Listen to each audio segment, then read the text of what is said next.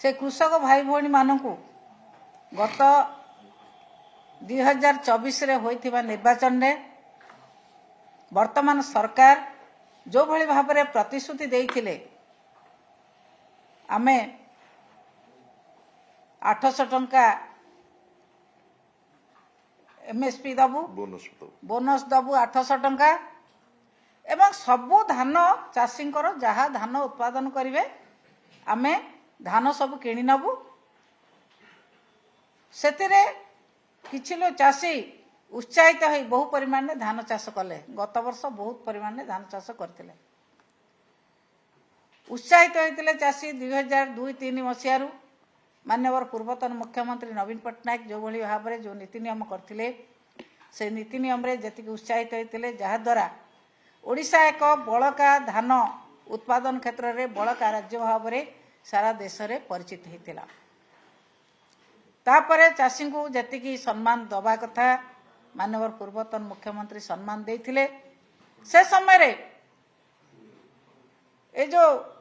धान कहते एफिक्यू मानर धान ना चाषी मान को भुआ बुला जाऊ नथिला सबु प्रकार धान को सरकार नवा व्यवस्था करुथिले एवं चाषी सबु प्रकार धान बिक्री करिवार सुजोग पाउथिला किंतु वर्तमान सरकार एफिक्यू मान आळ करी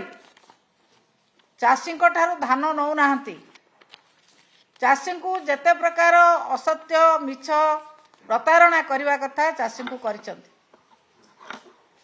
गोटे मंत्री कहते जड़े मंत्री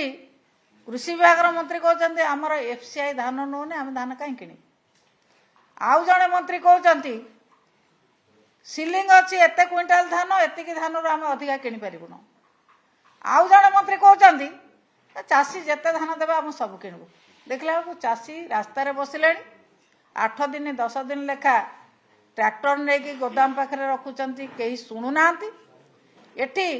मिल मालिक एवं सरकार भितर मधुचंद्रिका चली धान सरकार किणुचंती ना मिल मालिक माने किणुचंती ये हूँ गोटे बड़ प्रश्न सरकार कौन सी नियंत्रण रोना मिल मालिक मानक ऊपर जेतिकी टार्गेट जो मिल की दौरान से मिलर माने ठीक समय गाड़ी पठेबे नहीं ठीक पैसा जो ट्रांसपोर्टिंग पैसा 3 टंका 35 पैसा बोध हुए सठिक भाव में मन पार 3 टंका 3.5 टंका भितर दवा कथा ट्रांसपोर्टिंग ताकू चाषी को दौना एवं चाषी जो बैग रे पैक करके आनिबो जो गनी बैग ताकू दवा कथा से कथा मजा चाषी को दौना ये 3 प्रकार शोषण प्रथम शिकार होचंती चाषी